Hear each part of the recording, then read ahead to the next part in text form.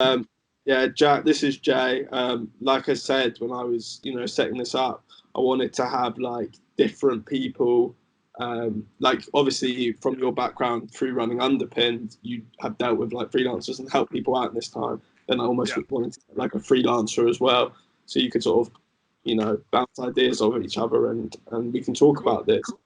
No, this is definitely great. It's a very cool idea, man. I'm excited to get talking about these unprecedented and slightly strange times that we are currently living in. We were just saying that, like, because we've both been affected, it's not, you can't put it down as one of those things. You can't just be like, oh, it's one of those things, because it's like, really doesn't feel like it is. Yeah, man, look, like, so I grew up in New York, and I remember the credit crisis really well. I was like, I must have been about 15 or 16, and I knew a lot of people who worked in that industry, and I've read a lot about it since then, and like, people are making the comparison inevitably because that's the most recent large economic downturn that we've had, and actually it's a very, very different setting.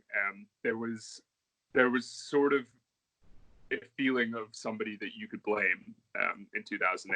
There was at least the scapegoat and the deserving scapegoat of the banks and all of those guys that worked in finance in that time, and now there's this is unprecedented in every single way. And like, I don't mean to add to any sort of panic that people might be having, but economically, this is really, really unheard of to have this sort of level of globalization that we currently operate under, while at the same time, everything literally shutting down. Like literally everything. Like I never thought there would be a time in my life where I would have to queue up for food at the supermarket. And that, like, if I ordered, if you order food, then if you order basic necessities, then like the chances of it actually getting there are limited. Like, that's crazy to me. And the people who are definitely not exempt from that are people who work in industries that right now will seem like an extra addition to the pressure. So like, we had a really great piece today by somebody who works in hospitality, by a chef, and like, what do you do if you're a chef right now? Like, you're not gonna be able to, especially if you're a freelance chef, a chef who doesn't have a consistent basis to work off of. There's no, like, it's not like, some sort of digital job that you can essentially say like, oh yeah, like I can still continue to work from home. Like, thank God, like at UnderPinned, we're still able to keep working together. Like, there's no digital cooking that you can do right now. And the amount of advice that I've seen about upskilling, about learning, is great, and it's nice to know that that's the focus that a lot of people are having, but it's just not enough right now. I think that I think the government needs to do more. I think it's pretty embarrassing that at least in the UK, that they haven't done nearly as much as they have, say, in Germany, for instance, where the pushback for freelancers of all kinds has been absolutely huge. But not being able to have access to money beyond basic, universal credit until June, it's going to be tough for a lot of people. A lot of people who aren't able to have savings are going to really, really struggle. And what do you say to that? I wanted to know if you know anyone firsthand, like, who's a freelancer but who's maybe under the age of 22, 21, and they've recently moved to London, and they maybe just started their freelancing career, and who've kind of gone into that transition of maybe working full time and have just moved to London and want to start, freelancing, how they are feeling and basically how they are feeling about the situation. I think regardless of age, there have been I know a lot of people who are just starting out. I know a lot of people who have just gone through career changes, who have been planning for this move for ages, and have now been totally sideswept by this, and literally like sideswept. Like, this has been a total surprise. Like, I think that people knew a recession was on the cards, but they didn't know that it was going to be nearly this intense. But yeah, no, I think that the way that a lot of people are dealing with it is by skill sharing and upskilling, and taking time and working on their personal creative projects. But the reality is that the only people that I've been able to see who have been able to make, something good out of this have been the people that have essentially found the few companies that will be that their output will be affected from a limited perspective by this. So like, gosh, like some tech is going to actually do well out of this. So like streaming technology, for instance, is actually doing really well. Interestingly, hardware is going to struggle just from a pure, like, the internet might literally start lagging because of the amount of people that are currently relying on it at the same time right now. But people in hardware are going to struggle because they literally can't be there to go and fix that hardware. And I'm just talking tech here, but from a software perspective, people might be able to still continue living similarly to the way they have before. And if you're new to software, it's going to be an interesting time because people aren't really going to be hiring at the same level that they usually are. But I know a couple of people who are in that situation, and let's just say that I'm not jealous of where they are currently. I think this is going to be unbelievably tough, and in a way that becoming a freelancer in an economic recession only can be. Jack, it was interesting what you were saying about how the internet might not be able to deal with the capacity, because I was hearing the exact same thing, someone say that about phones, and how that infrastructure is not set up for everyone to be doing it at once. That's why when there's like earthquakes or tsunamis and stuff, certain parts of the world, like everything shuts down because there's such a surge in like people trying to contact each other and stuff. So I hadn't thought that as an issue. 5G. Sorry? The emergence of 5G. Yeah, it's definitely interrupted those plans that the cell phone guys had. I don't know what I'm going to do with that internet. I think that will be a struggle for everyone in a lot of ways. Look, I think so. 87%.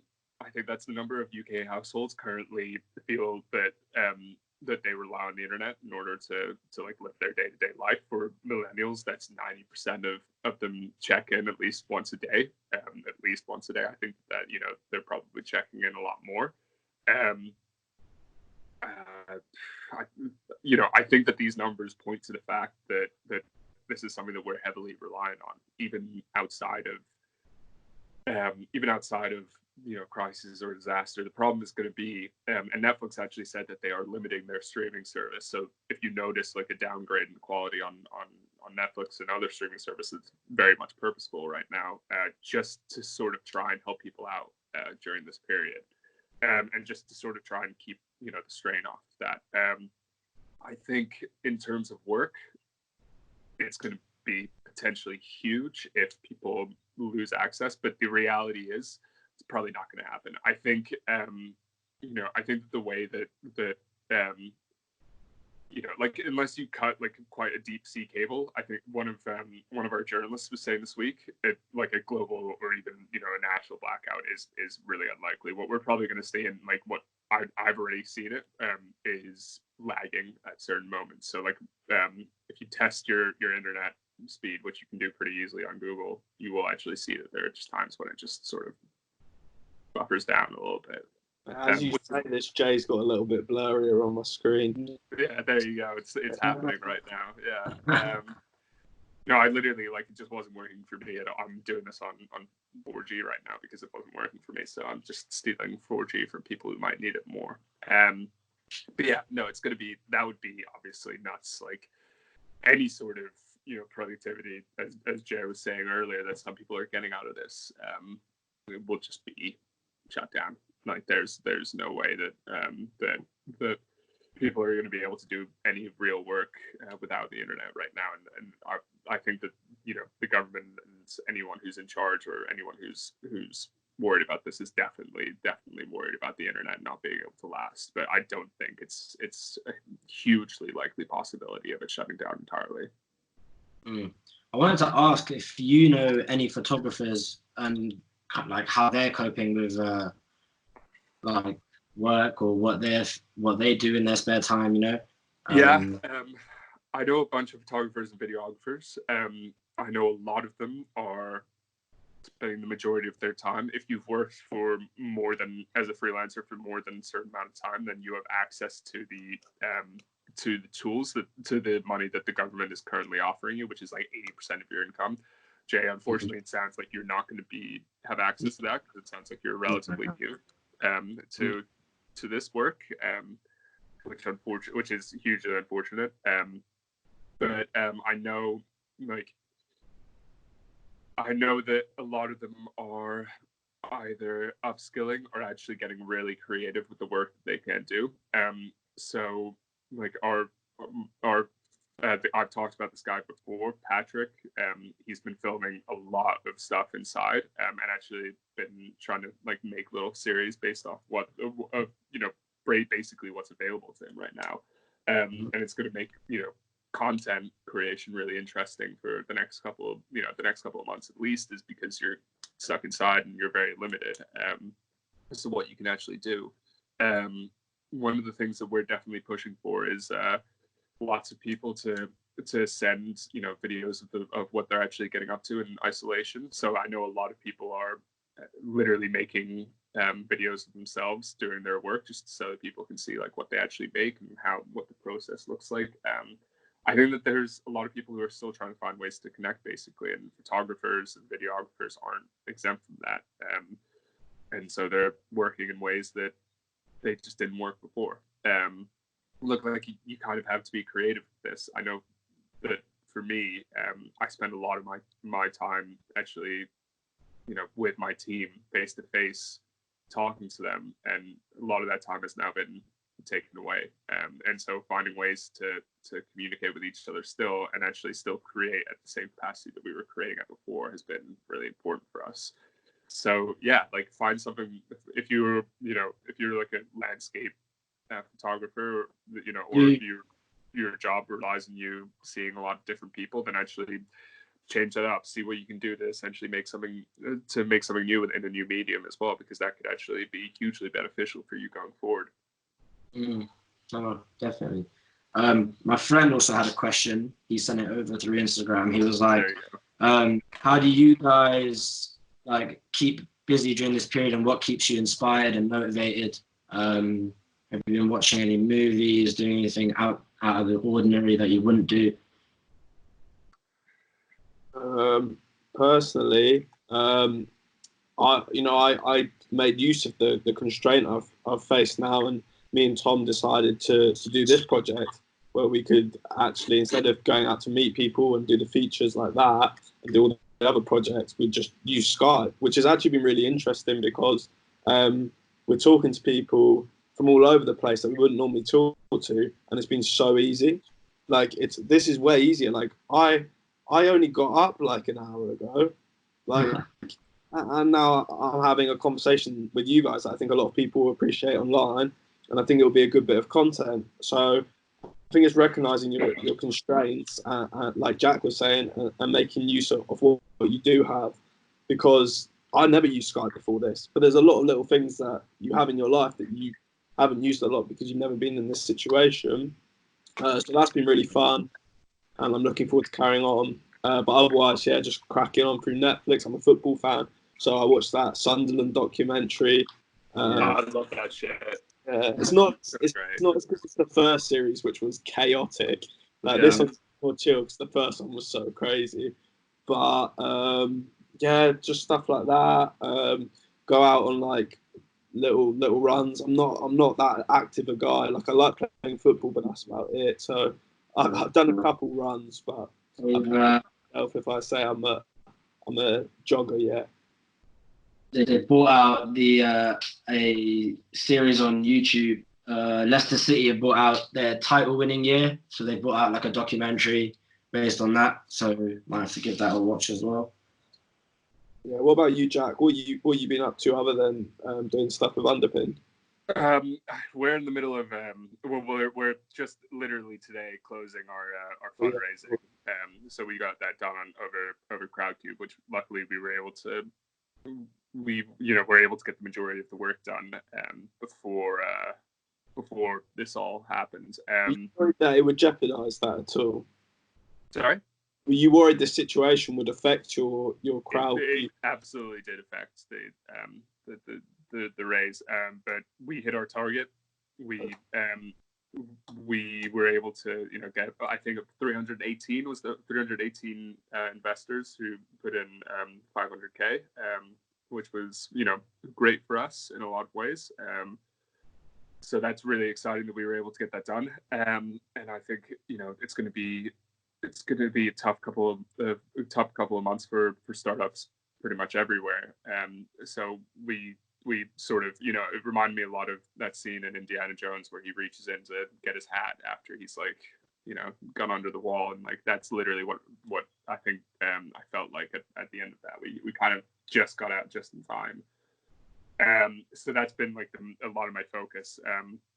And doing that, from a distance from everyone has been tough. But actually, the UnderPinned guys have been, the Crowdcube team and the UnderPinned team were both amazing. And the adaptation was almost seamless in a lot of ways.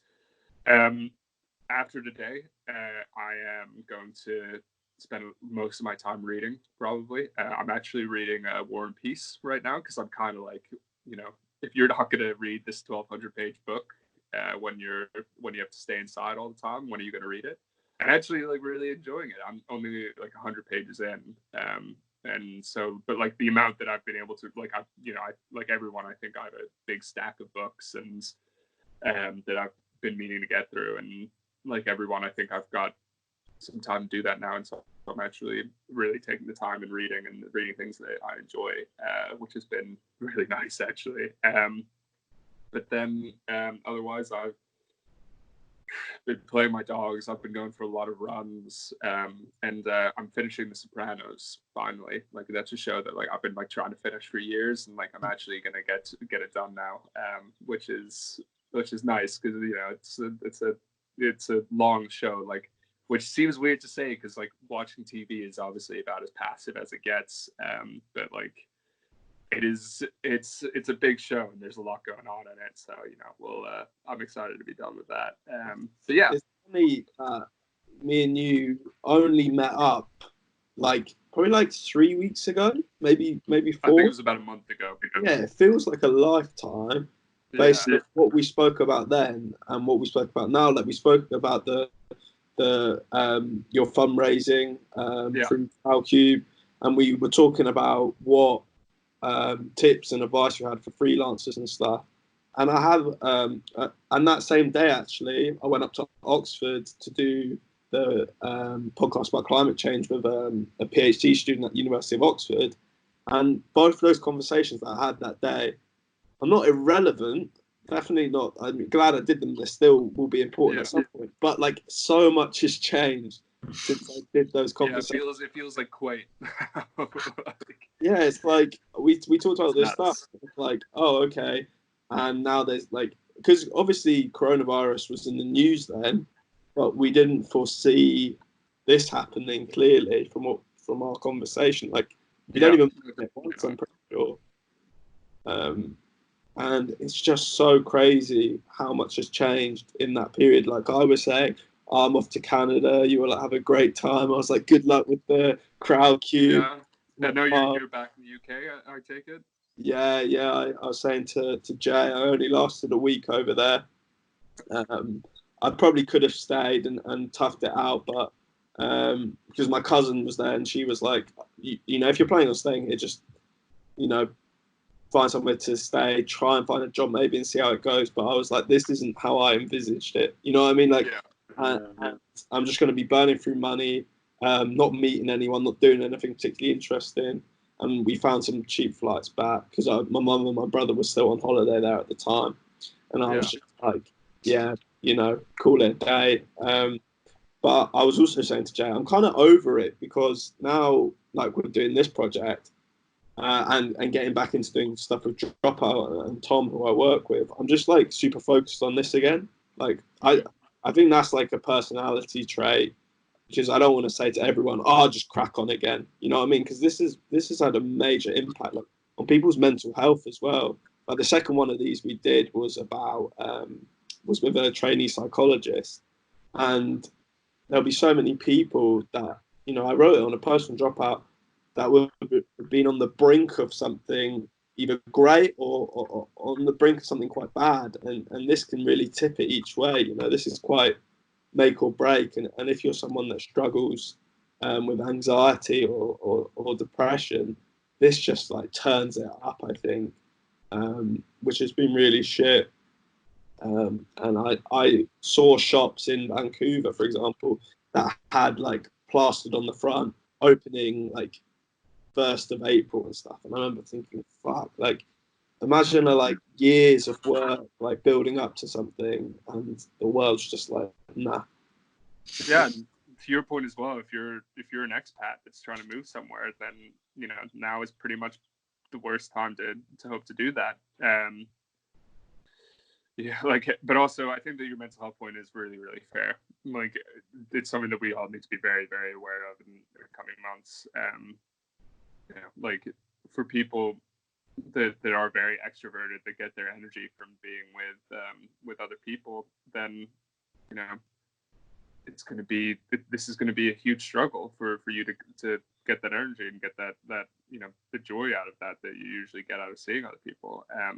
But I think that the sooner, you know, the more that people actually don't go out, you know, this has very much been in line with the government advice. The more that people actually don't go out, the quicker this will all be over, and you can go and, you know, keep on doing your work basically, and you can keep on actually seeing people.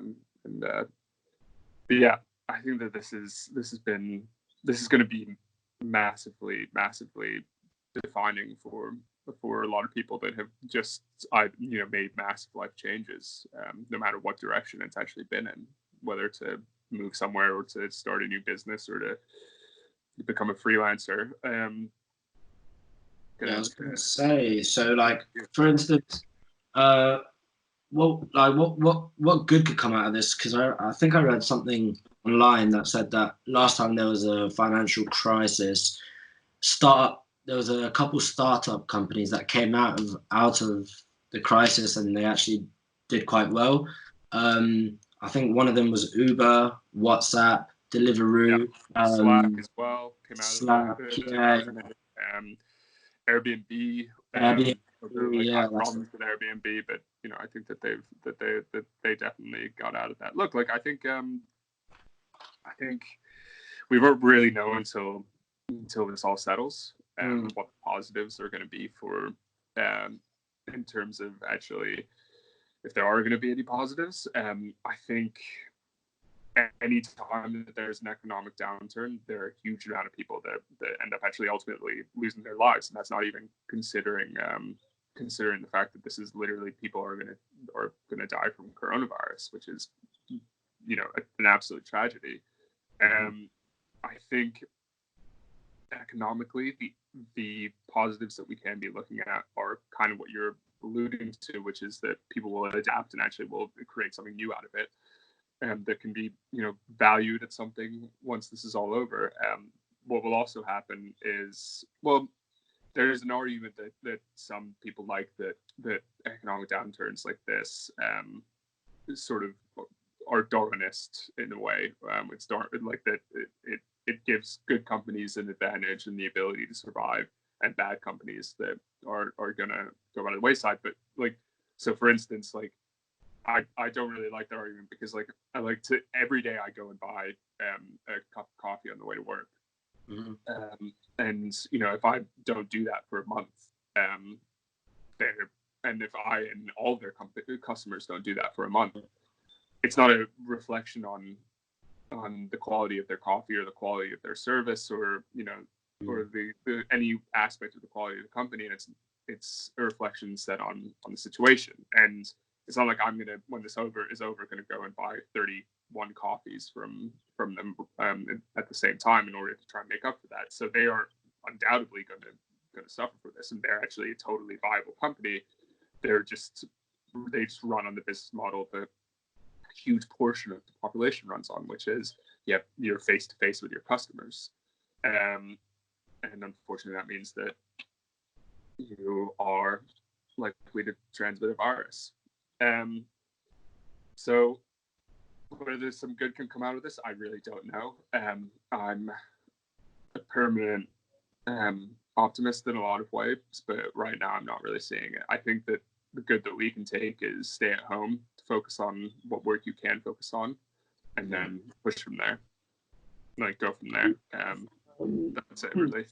Sorry, did you have a massive like influx of communications from freelancers when this started to happen? Like, what do we do? Like, were people that use your virtual office like, oh shit, like? Yeah, our numbers have been huge actually. Like we had our best week ever last week. Partly because we made the service free.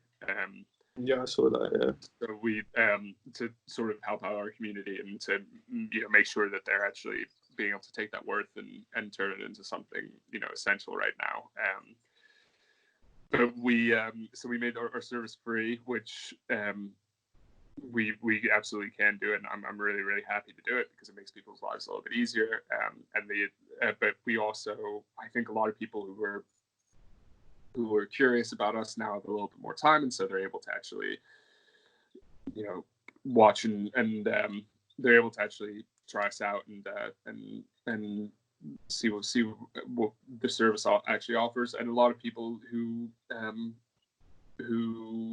were thinking about freelancing now have a chance, now that they're working from home or working a little bit less, to actually pursue that as an option, as a way to make money. And so and also the entire thing is remote and digital anyway, so it serves up almost perfectly into people who are isolated or who are quarantining at home. So we're lucky in a way that in a lot of ways our business actually won't be affected. But in a lot of ways our business will be affected. So like, for instance, I think a lot of businesses are going to be, or as I said, fundraising is going to be affected, and a lot of businesses that do pay rent because we have an office are going to be affected too.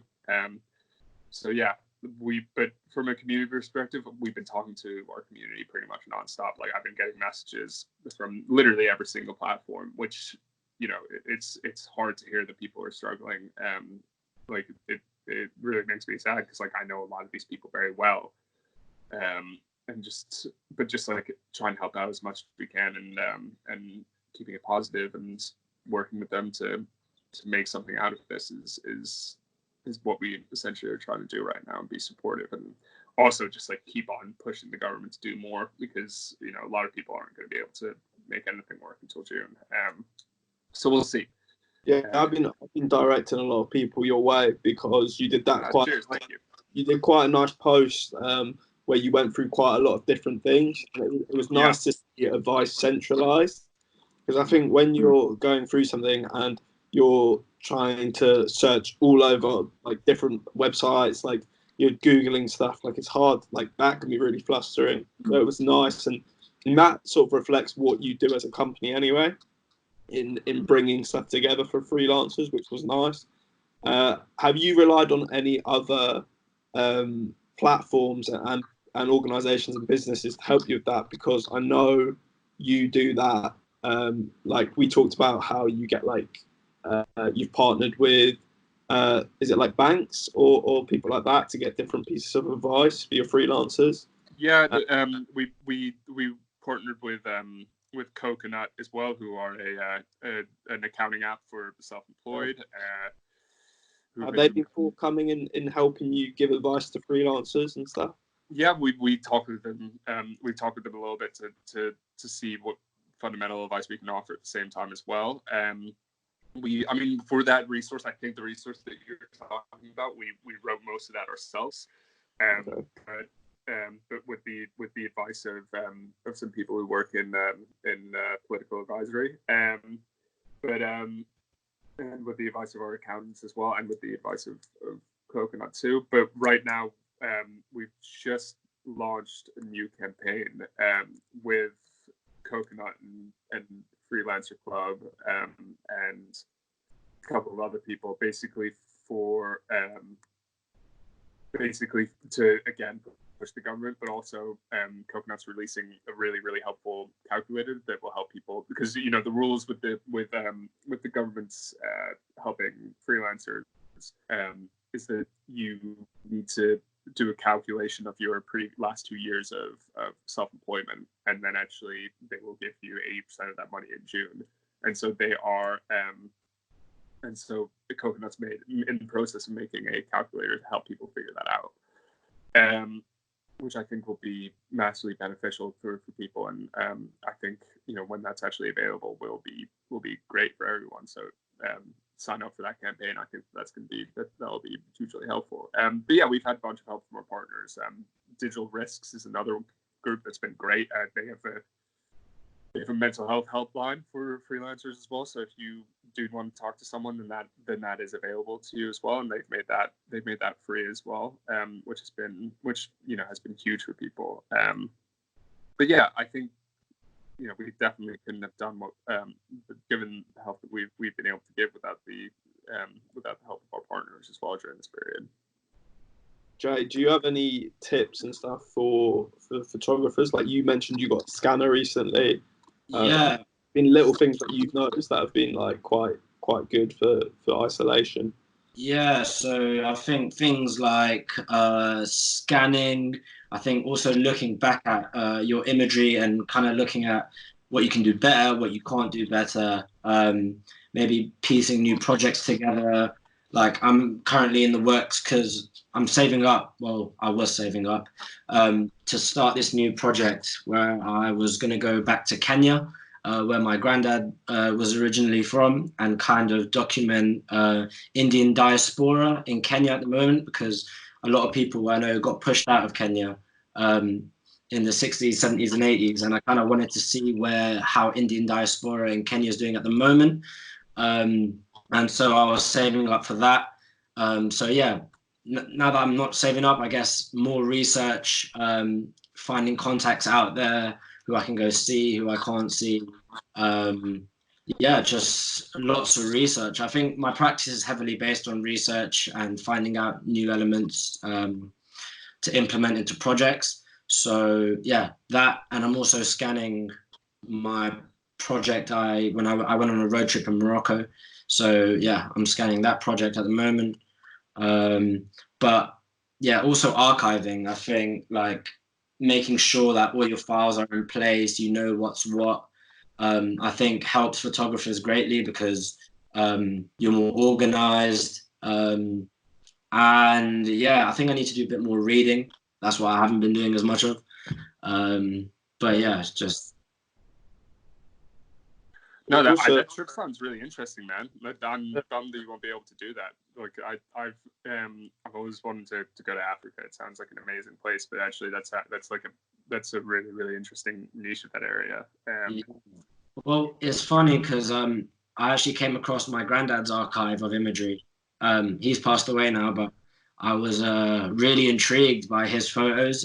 He didn't take them; someone else took the photos, but it was kind of almost like a realization of like, how do I not know about this place enough? Like he's from there, and I was looking through the photos and they were actually really cool. I put a bunch of them up on my website because I scanned them on the scanner, and they were like old negatives from the 70s and 60s. And like when I re-scanned them in, I was so shocked as to how like different life was back then, and like almost looking at like a couple of the themes I'm looking at are like friendship and how people have changed over time. Like you can tell like back in the day, people wouldn't go out and like sit at each other's houses and play like, video games. People were almost like outside with like massive organs and like making music on the streets and whatnot, which I found really intriguing.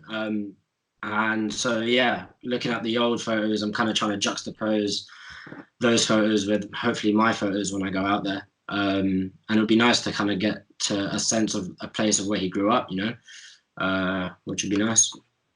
Yeah, that sounds really cool. No, it sounds amazing, man. Awesome. Guys, unfortunately, I need to sign off because I'm going to have another call in about 10 minutes. But it's been really, really good chatting with you.